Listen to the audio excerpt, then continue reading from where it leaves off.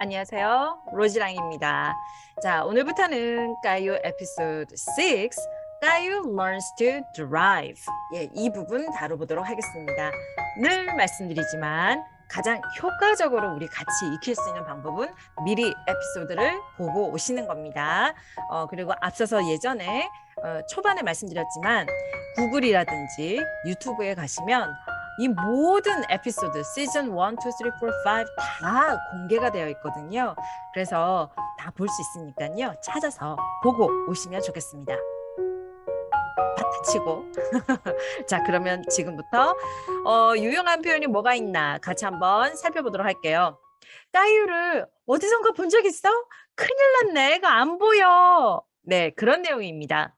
까유를 어디선가 본 적이 있나요? 누가 까유 좀 안 봤나요? 누가 우리 까유 안 봤나요? 흐흐흐 뭐 이렇게 얘기할 때 까유를 어디선가 본 적이 있어요? 라는 말을 이 에피소드에서는 어떻게 얘기를 하냐면요. Have you seen? 이렇게 얘기해요. Have you seen? 그래 놓고 이제 우리가 찾는 존재가 까유였죠. 그래서 까유 이렇게 얘기하고 뭐 이렇게 끝나도 돼요. Have you seen 까유? 이래도 되는데 어디선가 어디서라도 좀 어디서 본 거 같지 않니? 뭐 이렇게 묻고 싶을 때는 anywhere 이 말을 붙여도 되고 안 붙여도 되고 anywhere는 있어도 되고 없어도 됩니다. 그래서 까유 본 적 있니? 까유 어딘지 알아? 까유 어딨어? 까유 본 거 같아? 이렇게 묻고 싶을 때 Have you seen 까유? 이렇게 물어보면 됩니다. 같이 읽어볼게요. 시작. Have you seen 까유 anywhere? 한 번 더요. Have you seen 까유 anywhere? 한 번 더요. Have you seen 까유 anywhere? 네, 이렇게 물어보면 되고요. 자, 그리고 우리 한국인이라면 Have you seen, have you 하고 시작하는 문장. 이게 굉장히 어색하고 낯설고 또 옛날에 공부를 많이 하셔서 시험은 잘 봤을지라도 정말로 회화를 해야 되는 상황에서는 이 have you seen, I have seen 이런 말투가 잘 나오지 않죠. 저도 옛날에 이거 공부할 때 진짜 막 헷갈리고 정확한 쓰임을 알고 싶어서 그 외국에 있을 때 특히 그 원어민들한테 붙들고 왜 여기서는 이렇게 말하면 안 되고 왜 꼭 이렇게 얘기해야 돼 이런 거 진짜 많이 묻고 다녔거든요. 그래서 사실은 이 부분에 대해서 정리하고 싶은 게 좀 많지만 오늘은 조금만 간단하게 좀 얘기를 하자면 여러분들 이 표현하고 같이 한번 비교해 볼까요? Do you see? 까유? do you see가 아니고 did you 과거형으로. 그래서 have you seen 까유? 아니면 did you see 까유? 이 두 문장의 차이가 뭘까? 요것만 가볍게 얘기를 한번 해볼게요. 가볍게. 자, have you seen 하는 거는 우리나라 말로 현재 완료 문법이다. 이렇게 얘기하고 did you see라고 얘기하면 과거다. 시간적인 정보가 과거다. 이제 이렇게 되는 거죠. 현재 완료는 이 두 개의 그 문장에 공통점이 있어요. 공통점은 언제 발생했다? 둘 다 과거에 발생했다. 근데 차이점이 있다면 have you seen 하는 현재 완료 present perfect는 지금까지 그게 still 여전히 미치고 있는 영향이 있는 거예요.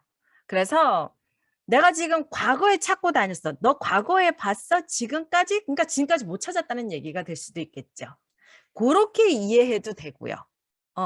그 다음에 did you see 까유라고 얘기하면 내가 궁금한 게 언제냐면 과거 정보만 있습니다. 그러니까 지금하고는 상관이 없는 거예요. 그래서 예를 들어 지난주 금요일 그런 과거죠.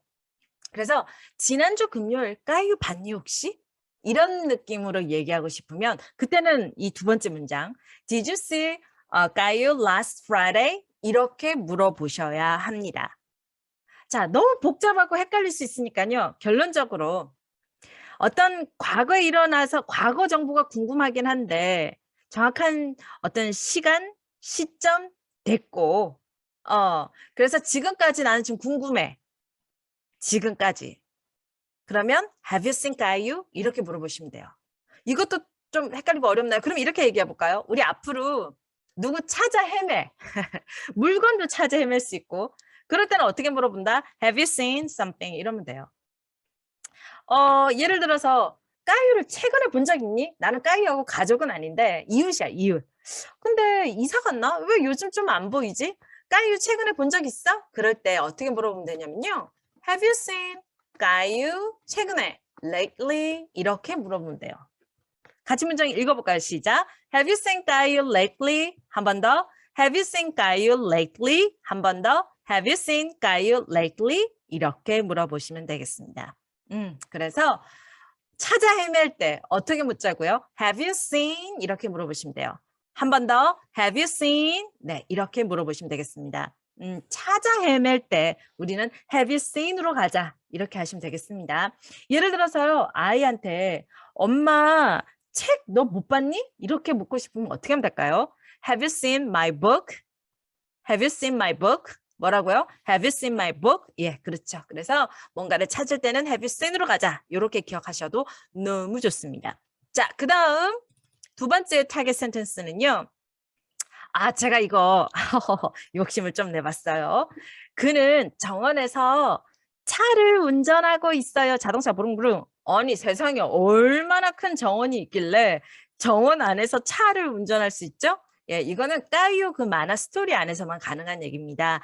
까유 그 만화 안에서 에피소드 보시면 까유가 상상 속에서 imagine 하고 있어요. 상상. 그래서 정원에서 혼자 우릉 하고 운전하는 거를 상상하는 그런 장면이 나오거든요. 그 안에서 이제 나오는 문장이 그는 정원에서 차를 운전하고 있어요. 이런 말입니다. 자, 그런데 제가 이거를 오늘 이렇게 소개하는 이유는요. 제가 욕심이 있어서 그래요. 일단은 그 문장을 영어로 바꿔볼게요. 그는 정원에서 차를 운전하고 있어요. 그러면 He's in the garden. 일단 이렇게 시작할 수 있고요. 자, 그러면 여기까지가 해석이 어떻게 되죠? 그는 정원에 있어요. 이렇게 되겠죠? 여기까지 할 수 있겠죠? 한 번 더 어떻게 해요? He's in the garden. 한 번 더 He's in the garden. 이렇게 하시면 되고요. 근데 뭐 하고 있다고 그랬죠? 차를 운전하고 있어요. 이렇게 얘기했죠? 우리 운전하다가 영어로 어떻게 되죠? drive라는 말을 쓰죠. 근데 이미 문장은 garden에서 끝이 났기 때문에 drive라는 말을 멀쩡하게 drive 이렇게 넣으면 안 되고요. 이렇게 모양을 슬쩍 바꿔줘야 됩니다. 그래서 he's in the garden driving his car 이렇게 얘기하면 그는 정원에 있고 정원 안에서 뭐도 하고 있다, 운전도 하고 있다라는 말을 한꺼번에 그냥 퉁 하는 방식이에요. 근데 제가 이거를 왜 욕심을 냈냐면 우리 영어 공부 해보면 해볼수록 왠지 좀 말을 길게 하고 싶은 욕심이 생기잖아요. 그죠? 그 말을 길게 하는 방법 중에 하나가 바로 이겁니다. 앞에 어떤 문장을 하나 갖다 붙여서 문장이 일단 하나 끝이 나고요. 그리고 그 뒤에다가 어떤 동작을 덧붙이는 말투. 이게 말을 자연스럽게 그렇지만 길게 하는 방법이 되거든요. 우리 한번 연습 한번 해볼게요. 그녀는 방 안에 있어요. 근데 뭐 하면서요? 책을 읽으면서 방 안에 있어요. 그러면 어떻게 하면 될까요? She is in the room.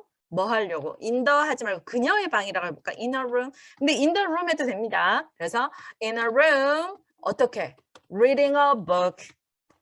이렇게 하면 책 읽으면서 방에 있어요. 책 읽고 책 읽으면서 방에 있어요. 이런 뜻이 되는 거예요. 말 길어지는 방법 알겠습니까? 또 한번 해볼까요? 그녀는 부엌에 있어요. 부엌에서 뭐 하는데? 강아지한테 밥 먹이고 있어요. 이렇게 한번 해볼까요? 그러면 she is in the kitchen. 뭐 먹이는 거, 동물한테, 아기한테 먹여도 feeding이라고 얘기하는데요. feed her dog. 이렇게 얘기하면 부엌에서 강아지한테 밥 먹이고 있어요. 이런 말이 되겠습니다. 같이 문장 소리내서 읽어볼게요. 시작. She is in the kitchen feeding her dog. 한 번 더요. She is in the kitchen feeding her dog. 한 번 더. She is in the kitchen feeding her dog. 이렇게 되는 거죠. 하나 더 연습해볼까요? 그녀는 카페에 있어요. 카페에서 친구랑 잡담하고 있어요. 수다 떨고 있어요. 이렇게 얘기 한번 해볼까요? 그러면 어떻게 하면 될까요? She is in the cafe. 예, 카페. 자, 어떻게? 우리 채팅한다 이렇게 얘기하죠. 그래서 chatting with her friends. 이렇게 얘기하면 문장이 벌써 길어지면서 두 가지 정보를 주면서 말을 하는 방법이 되겠습니다. 마지막 문장 같이 읽어볼게요. 시작. She is in the cafe chatting with her friends. 한 번 더요. She is in the cafe chatting with her friends. 한 번 더요. She is in the cafe chatting with her friends. 이렇게 되는 거죠. 까유는 정원에서 운전하고 있어요. 어떻게 한다고요? 까유 is in the garden driving a car. 한 번 더요. 까유 is in the garden driving a car. 한 번 더요. 까유 is in the garden driving a car. 이렇게 되겠습니다. 자, 그래서요. 오늘 간단하게 두 가지 했는데 사실은 문법적으로 파고들면 굵직굵직한 거거든요. 그래서 첫 번째는 찾아 헤맬 때 그거 봤니? 묻고 싶으면 어떻게 하자? Have you seen? 어떻게 해요? Have you seen? 그래서 까유 봤니? 어떻게 한다고요? Have you seen 까유? 한 번 더요. Have you seen 까유? 이렇게 하면 되고요. 까유가 정원에서 운전하고 있어요. 길게 말하는 방법 어떻게 된다고요? 까유 is in the garden driving his car. 한 번 더. 까유 is in the garden driving his car. 이렇게 얘기하면 되겠습니다. 자, 오늘 여기까지 연습 많이 해서 오세요.